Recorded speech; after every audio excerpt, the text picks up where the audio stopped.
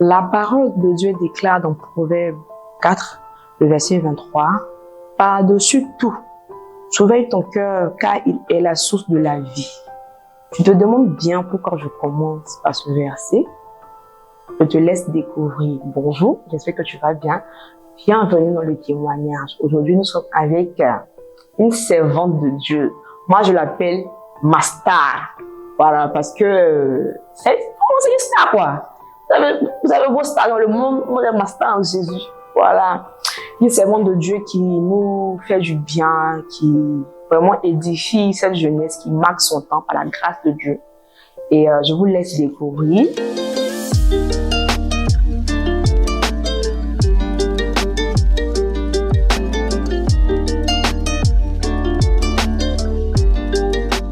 Hello tout le monde. Bonjour femme de Dieu. Bonjour tout le monde. Je suis très heureuse d'être avec vous en ce jour. Alors comme elle a dit, moi c'est Marem. Enfin mon prénom c'est Marie-Emmanuel. Marie-Emmanuel Blé, qui est abrégé Marem. Voilà, je suis chrétienne. Je suis avant tout enfant de Dieu. Amen. Voilà, et je sers le Seigneur au travers de mes réseaux sociaux. Donc d'où le nom de Marem justement, parce que ça c'est le nom de mes réseaux sociaux. Et je suis plutôt connue là-bas. Voilà. Star, en fait. Non, en vrai, c'est Jésus la star. Toujours. N'oubliez pas de vous abonner et d'activer la cloche de notification parce que ne ratez pas un épisode du témoignage, je vous le dis. Donc, femme de Dieu, star. Vraiment, Marie, tu nous fais du bien à travers tes vidéos. Amen. Que le Seigneur te bénisse. Amen. D'abord, la toute première question, c'est de savoir comment tu es arrivée sur les réseaux pour évangéliser, comment ça s'est passé, le parcours, tout ça. Ok, c'est une très bonne question et c'est une question qui revient très souvent. Faut dire que avant de donner ma vie à Jésus, j'étais déjà sur les réseaux sociaux, mais pas comme aujourd'hui. Voilà, j'étais beaucoup plus sur Instagram, Snapchat et tout. Mais c'était plus pour ma personne. Okay. Voilà, c'était plus moi. Et il faut dire que le Seigneur m'a fait une grâce déjà, avant même que je sois chrétienne. C'était la grâce justement de la visibilité en Christ, si je peux dire ainsi. Ou bien, on va dire, du suivi, c'est-à-dire de l'influence en griffe. Voilà. Avant même que je sois chrétienne, j'avais quand même pas mal d'abonnés. Oh, d'accord. Voilà. Mais c'était vraiment ma personne, c'était moi, mes délires, ce que je faisais, genre, rien de bon, quoi, rien d'intéressant, rien de... Voilà, il n'y avait pas d'objectif.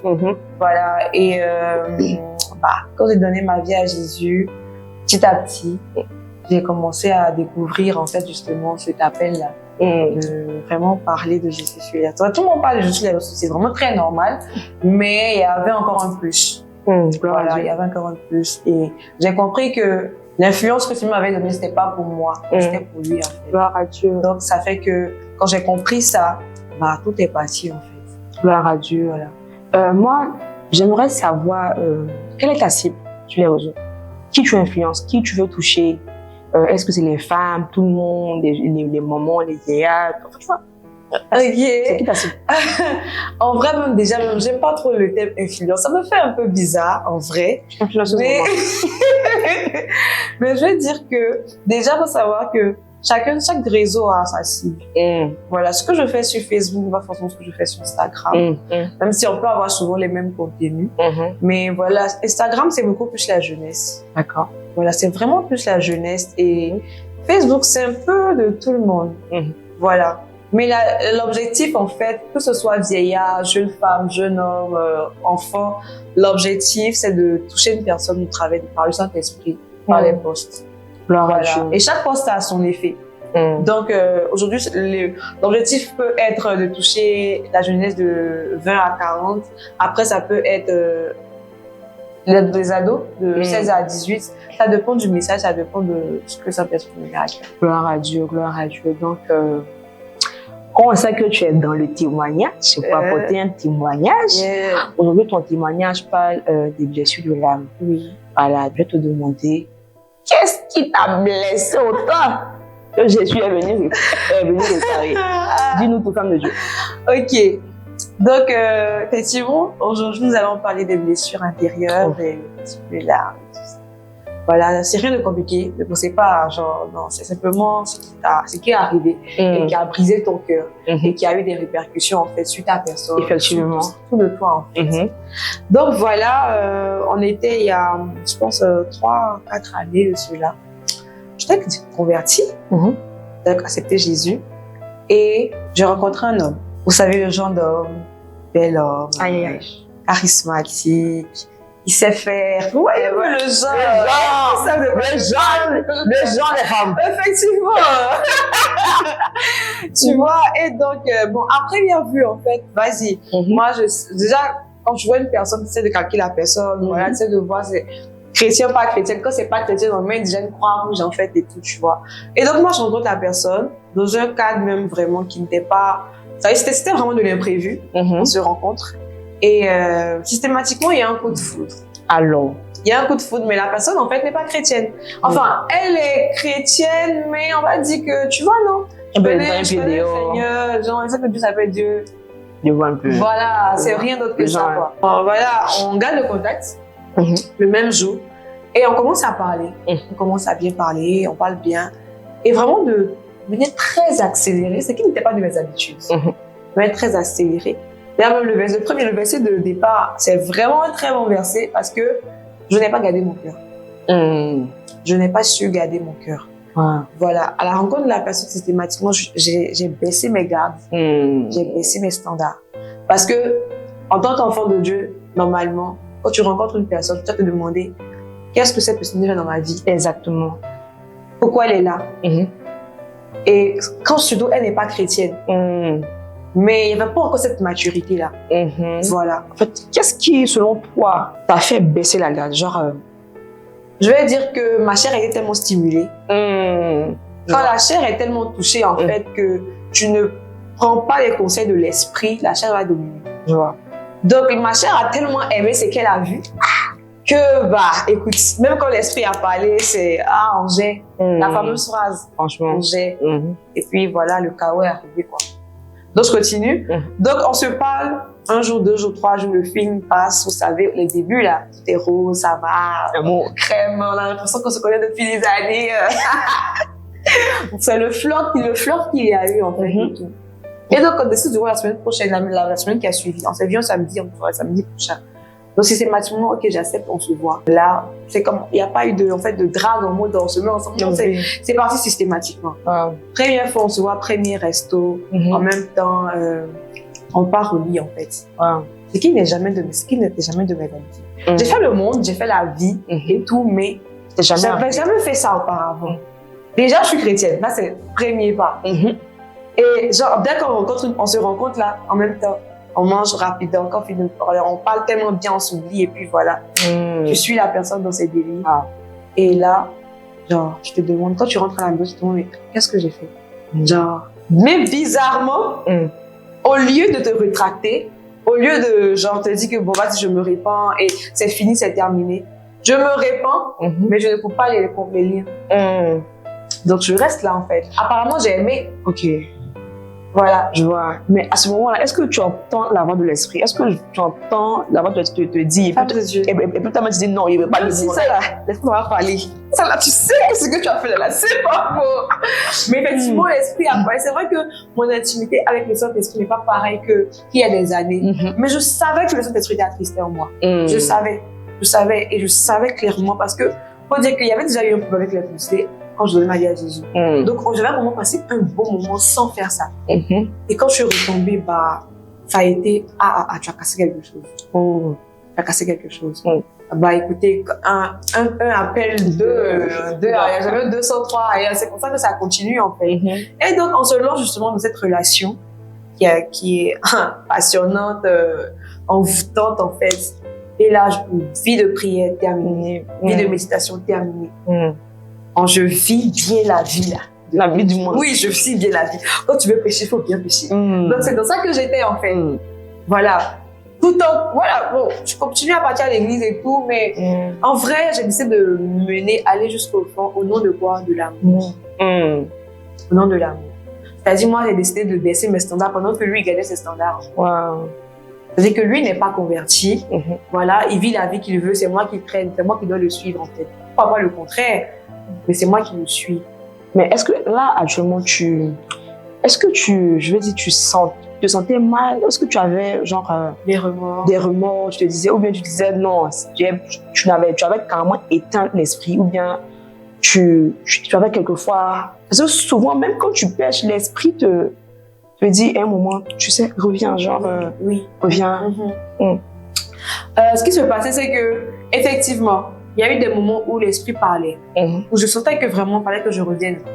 Mais il y a, vous savez, à un moment donné, quand tu n'écoutes plus, je décide même de fermer les oreilles, en fait. Donc là, j'ai décidé de... J'étais à fond. J'étais vraiment à fond. Donc, je me disais que, bah, vas-y, un jour, on va arrêter, quoi. La femme convertie, là, qui a fait un parcours, là, à cause d'une relation aujourd'hui, en fait, décide de mettre une pause à sa relation avec le Seigneur. Genre, Seigneur, à tort, je reviens. Je vais profiter un peu, je reviens. C'était ça, en fait, le truc. Donc, ok, on est dedans. Je dis 3 semaines de la relation, 1 mois. Et le gars commence à faire bizarre. En un mois, là, déjà tout ça et tout ça. En un mois. Il commence à faire bizarre. C'est-à-dire quoi? Le gars qui était super occupé trouvait quand même du temps de parler. Mais là, bah, c'est 1 jour sans parler, 2 jours sans parler. Et quand il me dit, tu sais que je suis occupée, voilà, tu sais que... C'est un mot de, vas-y, genre un peu grincheux. Je vois. Alors qu'il n'y avait pas ça au départ. Et, j'oubliais le point, c'est qu'il était en relation avec quelqu'un. Mais attention, au départ, je le savais. Oui, je le savais. C'est pour ça que je dis que baisser ses standards, c'est trop dangereux. Au départ, je savais. Il m'avait dit clairement qu'il était en relation avec quelqu'un. Mais il m'a dit, vas-y, on va se séparer. Vous voyez la fameuse phrase là, on va se séparer bientôt, donc tu vois. Donc moi je m'étais dit vraiment, jamais je vais faire quelque chose comme on ne me fait pas. Mais il me disait que vas-y, c'est pas un centre qui va finir bientôt. Donc, en mode genre relation sous réserve, quoi. Comment les hommes de Sion, dans cette génération-là, donnez vos vies à Jésus. Donnez vos vies à Jésus. Donnez vos vies à Jésus. Vraiment. Voilà. C'est ainsi qu'on continue. Donc, le gars commence à se faire rare. Mais avant même qu'il se fasse rare, il y a eu des événements comme ça que je vais vous dire. C'est-à-dire, pendant qu'on était, par exemple, un jour en train de manger, vous voyez le petit déjeuner ensemble et tout, non pas déjeuner le soir, dîner ensemble et tout et tout et tout. Pendant qu'on est assis en train de manger, il y a sa chérie qui l'appelle. Et elle lui dit, allô, tu es où? Moi là, je te vois maintenant en fait. C'est ce que le gars a fait. Il m'a laissé là et il a osé payer l'addition et il est parti en fait. Femme de Dieu. Actuellement là, tu descends quoi manger, imagine la En vrai, lorsque je parle comme ça a l'air vraiment simple. Mais imaginez, vous êtes assis avec un homme que vous aimez. Et puis, quelqu'un d'autre l'appelle. Quelqu'un d'autre, c'est pas une amie, c'est pas une cousine, c'est sa chérie. Et tu sais. Et je sais que c'est sa chérie qui appelle.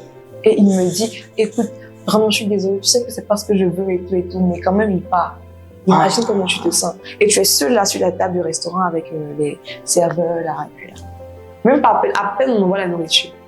Comment tu te sens en fait? C'était tellement douloureux. Au nom de l'amour, j'ai dit, c'est pas grave. L'amour. Quel amour déjà? Comment quel amour déjà? Franchement, il y a eu des épisodes comme ça où on me rappelait que, vas-y, enfin, je suis en relation là. Faut que tu comprennes. Et tu as accepté ça?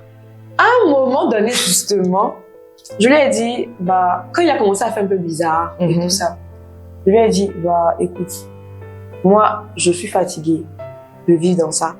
Déjà que, non seulement à cause de toi, j'ai perdu ma vie de prière. J'ai perdu ma vie de méditation. Enfin, j'ai perdu ma vie chrétienne.